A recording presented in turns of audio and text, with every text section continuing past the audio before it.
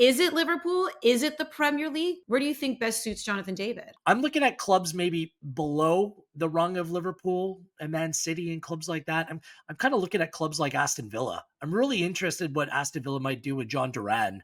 I think Spurs is also a club where it can really thrive in that attack-based system, but what's gone on with that club in the Premier League and the future of their manager is very much up in the air. I think that Newcastle, they're going to need a player behind Alexander Isak.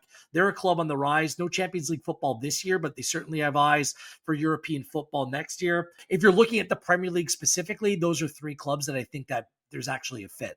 I agree that he should consider those types of clubs seriously, and I think he will. I don't think that it's necessarily a foregone conclusion that this has to be one of the absolute elite clubs. If he's going to go to one of those elite teams, I said it before, I think Liverpool is a tremendous fit for him and just the way he plays. When you look at, the way Luis Diaz has been playing as a centre forward for them this season, but very much not the classic striker. He'll come off the front, he'll connect, play in the channels. That to me is Jonathan David. That tactically would be an ideal fit for him. And I think that's going to be the important thing, whether it's, one of the absolute top clubs or a club that's, pushing for European places in the Premier League, whatever it is, you've got to understand what you're getting and how he's going to fit in. I think Jonathan David is world class when it comes to his intelligence and his instincts. Coaches he's had have talked about this a lot.